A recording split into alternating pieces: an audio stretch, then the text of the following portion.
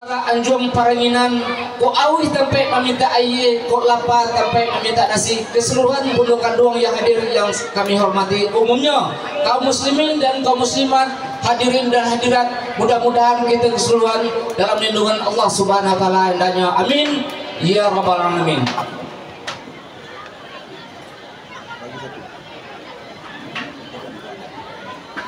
Sedikit selingan kami minta kerjasama kepada yang memiliki kendaraan yang bernomor pendaftaran WYW 2806 jenis Toyota Vios yang berwarna silver. Diminta kerjasama kepada tuan yang memiliki nomor kendaraan WYW 2806, tolong dialihkan segera demi melancarkan perjalanan acara kita pada malam hari ini.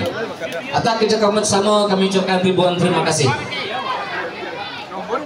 Jadi tentang salam kehormatan, mengingat dan menimbang masa dan waktu,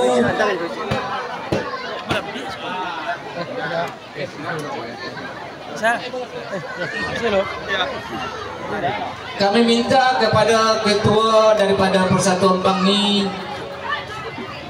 ataupun yang mewakili duduk ke atas pentas, karena tempat masih kami telah disediakan. Kepada Kakanda Ali Batar, Ketua Bangni, diminta duduk ke atas pentas.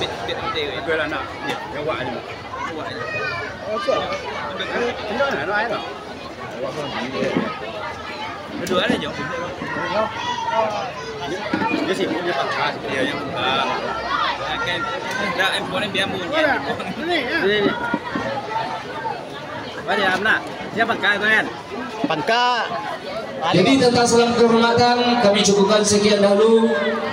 Jadi alhamdulillah, marilah kita bersama-sama memanjatkan puji dan syukur kehadirat Allah.